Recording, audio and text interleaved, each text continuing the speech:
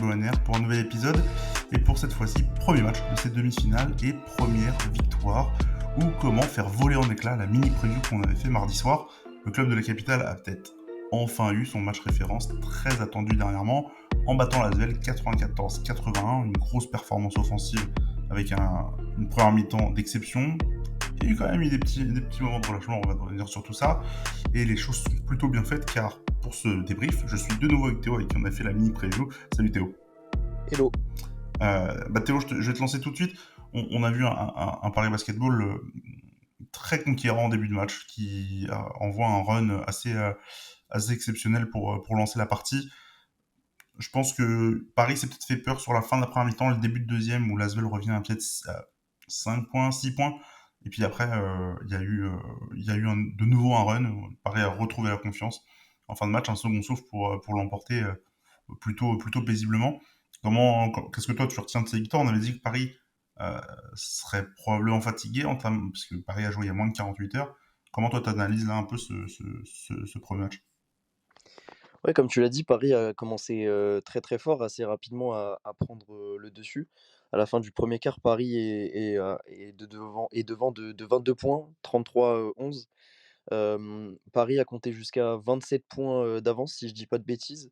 Euh, mais s'est laissé un petit peu dominer à l'intérieur avant que Youssouf Afal se fasse exclure pour un geste sur Enzo Charvin qui était pour moi mérité, même si ça se discute.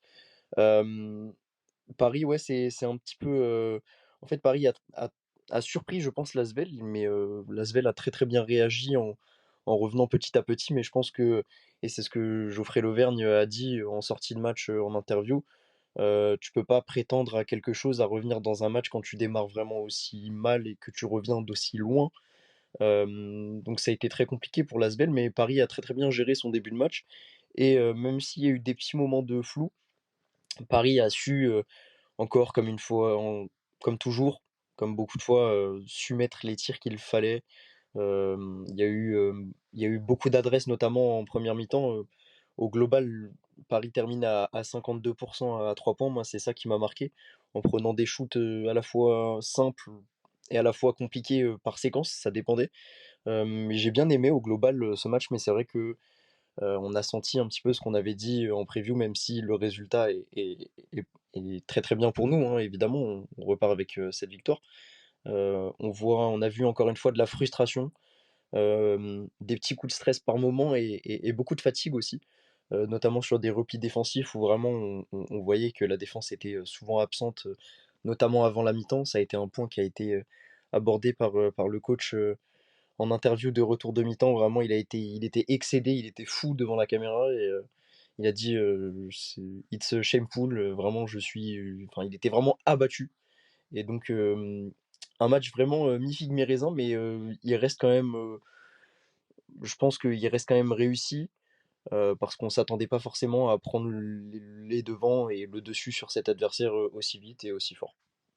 Ouais, moi je te trouve peut-être un peu dur sur le terme parce que je vois Paris qui fait quand même un gros match qui a été mené une fois, c'est je crois sur la toute première possession, sinon Paris a largement dominé la partie et je pense même qu'en fait le plan de jeu en vue de la forme physique de l'équipe, puisque bah voilà, il y avait 48 heures entre deux matchs, donc Paris n'a pu s'entraîner que ce jeudi matin et a fait que de la récup entre temps, histoire vraiment d'avoir les jambes les plus fraîches possibles pour affronter l'Asvel. Et je trouve que là où il y a eu de la fatigue peut-être sur les moments, sur les temps faibles parisiens, en fait Paris a tout mis dans le début de match pour espérer faire un écart conséquent. Et bah, quand tu vois le début de match, c'est vachement réussi.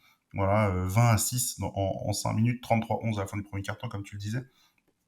T'as eu une avance tellement conséquente. Enfin, moi, j'avais des relents en fait de ce qu'on avait vu en tout début de saison quand on avait reçu Dijon et Le Mans à la Halle Carpentier et on s'était dit mais c'est quoi cette équipe? Qu'est-ce qu'elle a enfin, comment elle peut jouer avec autant d'énergie, autant d'intensité, etc. Là, j'ai retrouvé ce Paris Basketball là avec une équipe de Lasvel qui semblait vraiment en difficulté et je dirais qu'en fait, il y a eu un sur le moment de relâchement, il y a la fatigue parisienne et je me demande même si la disqualifiante de Fall relance pas aussi un petit peu l'Asvel qui se remet un peu en ordre de marche, plus ou moins au moment où il y a cette grosse faute. Et voilà, il y a peut-être plein de petits éléments. Effectivement, tu parlais de Thiago Cizalo aussi. Thiago Cizalo, je l'ai trouvé vraiment très très très nerveux sur son banc. Il, enfin, il n'y a pas un joueur qui s'est pas fait engueuler sur la rencontre, alors que il y a des moments, voilà, il va voir Nadia Effi, tu mènes de 25 points, il va l'engueuler, tu vas voir Leon Krader, il va l'engueuler. Tous les joueurs, ils sont passés, même Colin Malcolm, qui faisait un début de match exceptionnel, parce qu'il met, je crois, 15 points dans le premier quart-temps, euh, il est passé aussi. Euh, donc j'ai trouvé de la nervosité là où il n'y avait pas forcément besoin de l'avoir, cette fameuse nervosité pour Thomas. Et qu'il a, moi je dis presque qu'il a failli te s'aborder à ce moment-là. Je sais pas quoi, tout ce que tu vas en penser, Théo, mais bon, c'est peut-être un peu fort de dire que le coach a failli s'aborder l'équipe, mais surtout quand tu gagnes contre une équipe de Euroleague. Mais je me pose la question.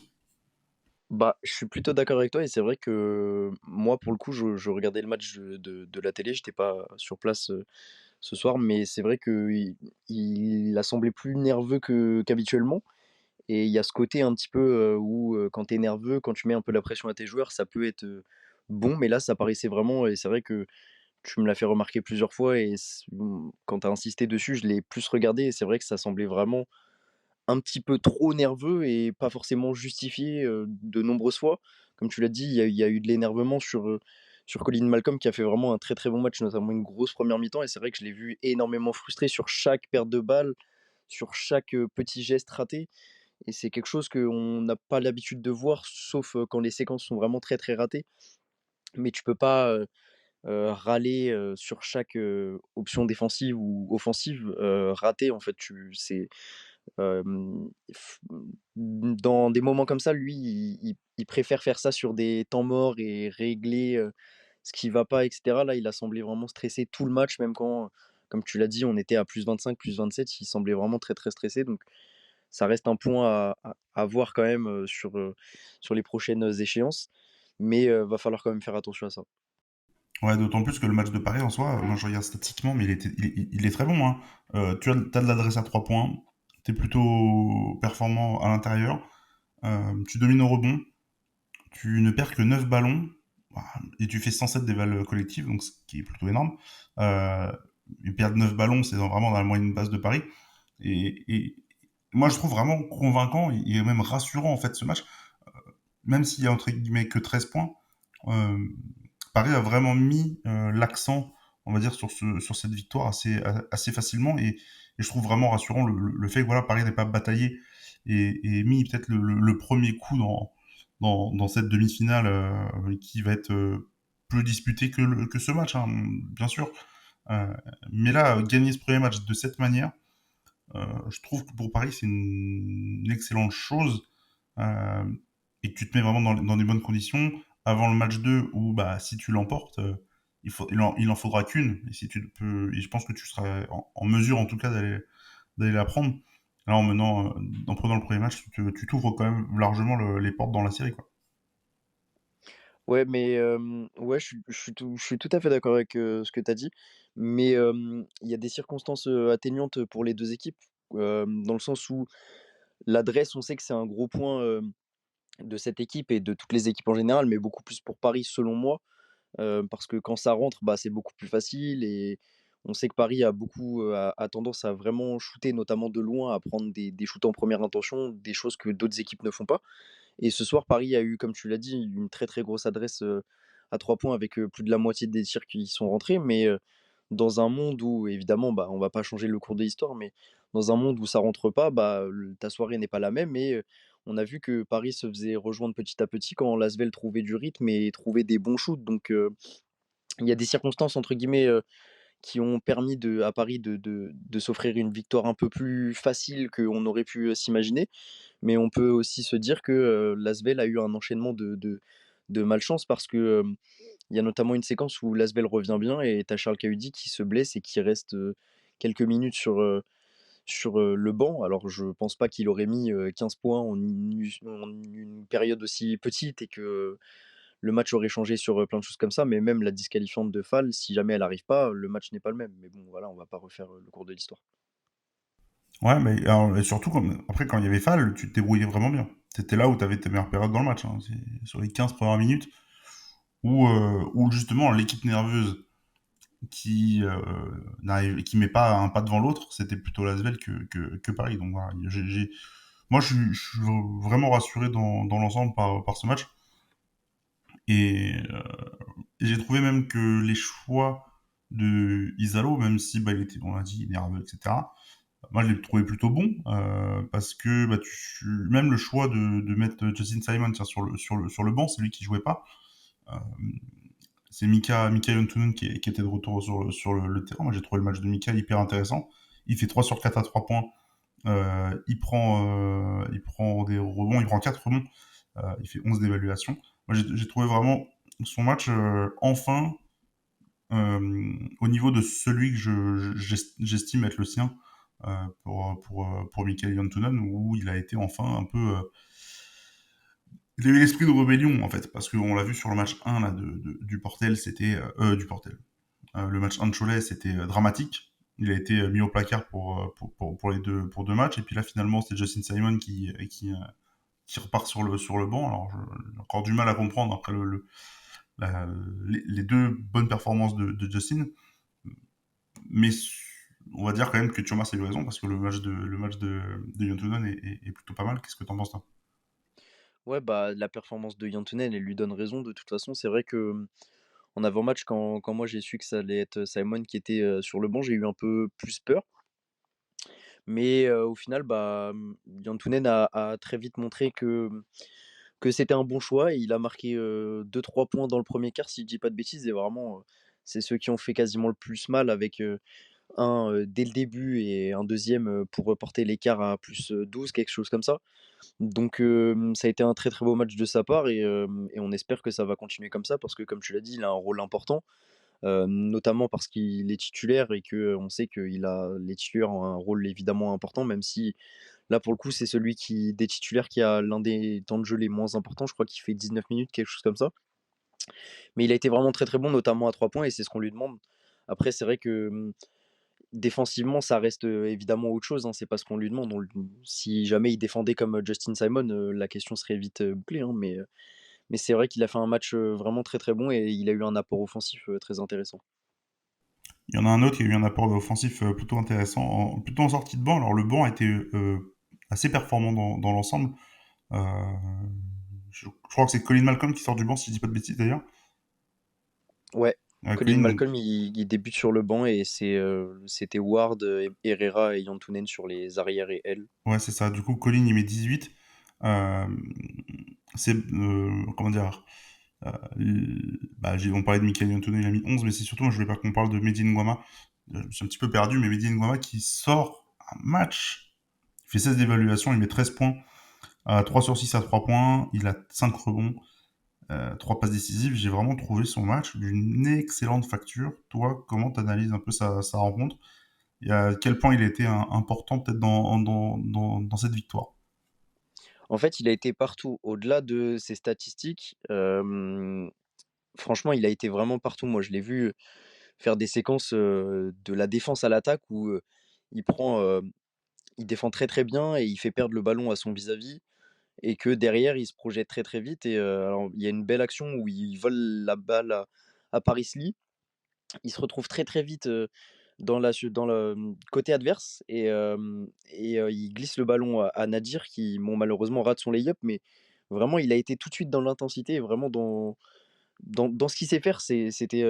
Alors il a été plus, efficace au scoring qu'habituellement, hein. On n'a pas eu l'habitude de le voir remarquer autant de points à Paris, mais en 17 minutes marquer, 13 points et comme tu l'as dit, tout ça en faisant, 5 rebonds, 3 passes, une interception et même au global un match vraiment, très, très intéressant. Moi, j'ai vraiment beaucoup aimé son match et franchement, il a été là surtout pour motiver et cetera. On l'a vu faire, un petit peu, ramener, ses coéquipiers quand ça allait pas et cetera, quand il y avait des fautes et cetera. Donc vraiment, il a été très, très bon et c'est super cool de voir un mec, un energizer comme ça, donc vraiment, il a fait un super match. Ouais, et puis le banc, du coup, qui a un peu poussé les titulaires, hein, parce qu'on va pas parler forcément du match de TJ Shorts, qui a fait un match en toute euh, honorable, qui fait 12 d'évaluation, 14 points, qui a été beaucoup dans le tir et très peu dans la création pour les coéquipiers. Et puis Nadir Effi, qui a toujours eu un petit peu de mal avec son tir ce soir, même si ça a été mieux, qui finit à 12 points. Et au final, donc, l'entrée de Mehdi Nguama fait énormément de bien à chaque fois, sur chaque passage qu'il a. Comme tu dis, amener de l'énergie. Et c'était des choses que TJ Shorts et Nadir Effi avaient du mal à apporter sur le terrain à ce moment-là. Euh, on a un match 2 qui se profile très rapidement. Ce sera samedi soir à 18h, si je dis pas de bêtises. Euh, Théo, comment toi voilà, comment tu ressens un peu là ce match 2? On est d'accord que on est vraiment rassuré par le match 1, mais que il y a rien qui a été fait du tout, quoi. Non, non, loin de là. Le match 2 pour moi, ça va être le plus compliqué, dans le sens où, comme tu l'as dit tout à l'heure, si jamais tu t'assures ce game 2, alors faut jamais vendre la peau de l'ours avant de l'avoir tué, mais vraiment, tu as assuré le plus gros dans le sens où tu as remporté tes matchs chez toi. La pression est sur l'Asvel de remporter ses matchs de son côté devant son public. Euh, et vraiment ne pas retomber avec avoir deux matchs aussi, enfin consécutivement aussi rapprochés. Ça permet aux équipes de se jauger et de corriger très très vite le tir. Donc on va voir si les ajustements côté parisien et côté de l'Asvel vont bien opérer, vont bien marcher. Donc moi je m'attends à un match très très compliqué quand même. Euh, Aussi rapproché comme ça, c'est vraiment très très dur et on va voir, encore une fois, il va falloir voir les points qu'on a abordés qui sont vraiment la fatigue, etc. Même si là, ça sera différent dans le sens où les deux équipes auront joué le match en même temps, etc. Paris sera encore, à mon sens, un peu plus fatigué, etc. etc. Donc, je m'attends vraiment à un match compliqué et j'espère quand même voir Paris, évidemment, gagner ce match. Ça ferait vraiment beaucoup de bien. Mais comme tu l'as dit, moi, je suis rassuré, je suis pas inquiet et je pense que Paris a fait vraiment un très très bon match 1 et il va falloir se pencher très très vite sur celui de samedi et espérer être aussi conquérant et repartir avec la victoire de ce match 2. Ouais, pas grand-chose à rajouter, en espérant que la salle soit un peu plus remplie aussi samedi soir plutôt que ce jeudi où ça sonnait plutôt creux quand même. Je crois que ça a été annoncé à 4000 spectateurs. Je doute qu'on était à Un petit 4000. ouais, un tout petit 4000, hein, parce que vraiment ça sonnait creux. Heureusement qu'il y avait le cop parisique qui mettait un peu de voix et qui a eu des chants plutôt rigolos pendant le match. Euh, et donc oui, match 2 samedi en fin d'après-midi, 18h contre l'Asvel. Euh, je sais pas qui sera de podcast, mais on verra. On vous tiendra comme d'habitude au courant. Vous aurez votre débrief ce week-end sur le match 2. D'ici là, bah, prenez soin de vous. N'hésitez pas à vous abonner à nos réseaux sociaux. Et on se retrouve probablement dimanche pour le débrief du match 2 entre Paris et Lasvel. Merci de nous avoir écoutés et à très bientôt. Salut.